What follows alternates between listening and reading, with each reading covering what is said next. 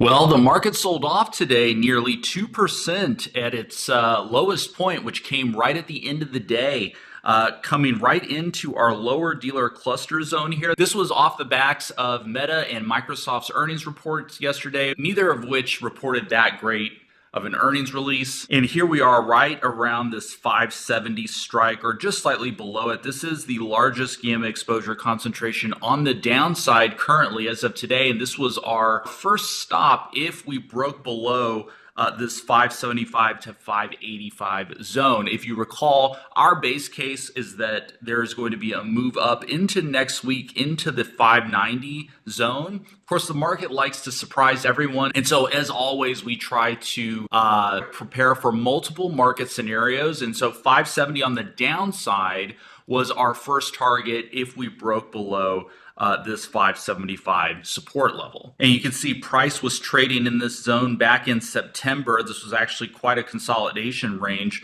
And here we are right again. Gamma exposure has flipped negative across the board. And if we just come down here to our gamma exposure intensity gauge, this actually helps us to measure the gamma exposure levels on a historical basis. And so generally speaking for the SPY, we've noticed the gamma exposure extreme ranges are between negative 4 billion and positive 4 billion. So when we see SPY coming in with a negative 2.3 billion number here, we know that we are nearing the far end of the negative range. That doesn't mean that we can't go further. Obviously, there's still more room to go here, but it does tell us that we are entering a zone where we've seen reversals happen in the past. And so we're going to be looking for potential support here around the 570, maybe 565 zone into tomorrow, maybe Monday. It may take a couple of days to find some footing,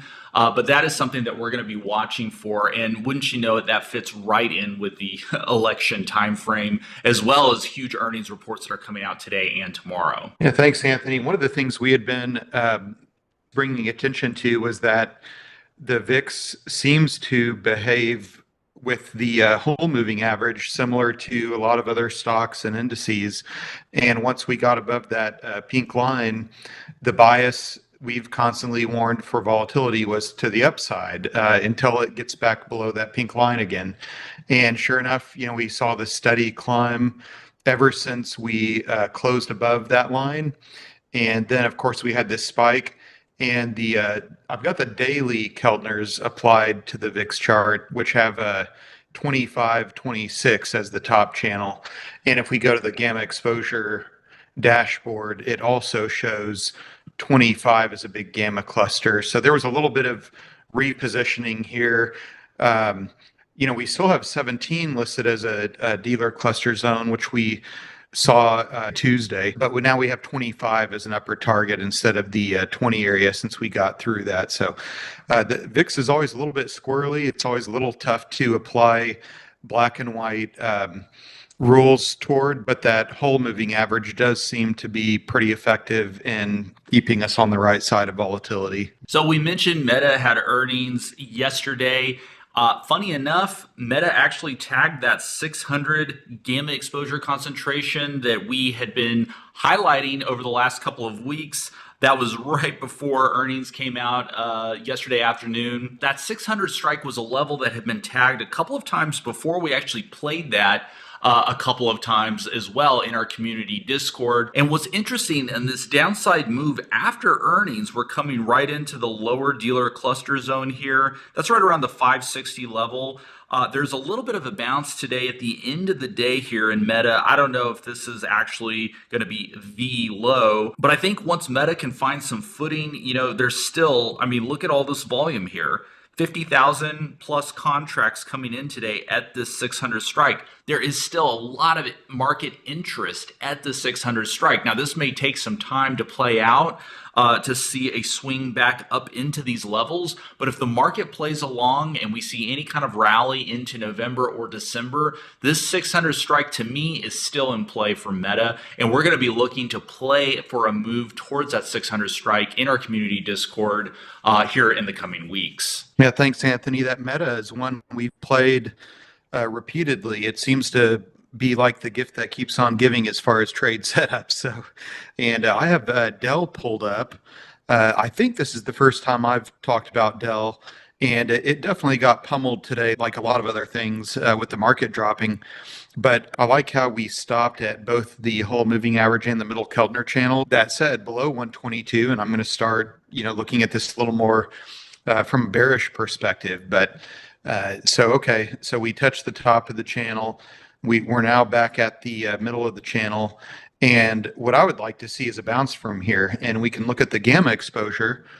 The dealer clusters all the way down here at the 115 area and a little bit lower.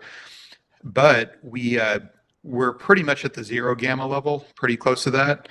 We have pretty solid gamma level still at 130. So I still like the risk reward here, especially after 2 days of dropping.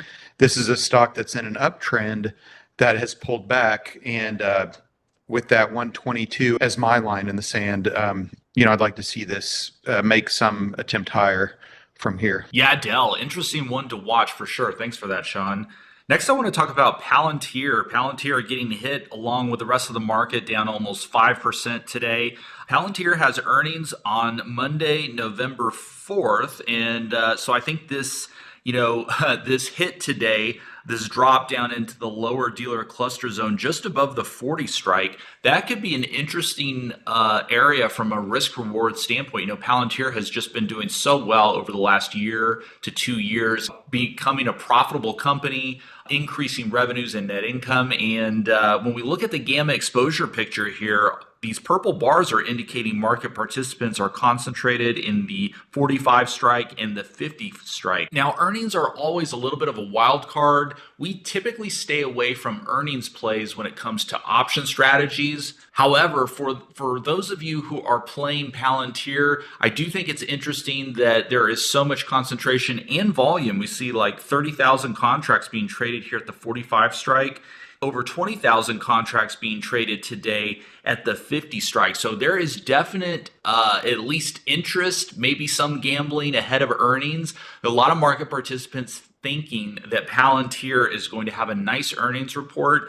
We'll see if that's going to be the case. On our end, we're not playing it. We just really don't have an edge when it comes to these earnings plays, but I always like to see what does the market think is going to happen. And as far as Palantir goes, it looks like the market thinks that there is further upside to come. So Monday, November 4th should be an interesting day for Palantir. And by the way, don't forget, we are running an election day special, $300 off our yearly portfolio manager subscription. You can head on over to geeksoffinance.com. You'll get full access to our gamma exposure dashboard and our option flow analytics. We've only got a few spots left, so definitely check that out. I'll put a link in the description below. Also, be sure to check out our community Discord, absolutely free. We've got a ton of great traders in there discussing market analysis and trade ideas every single day.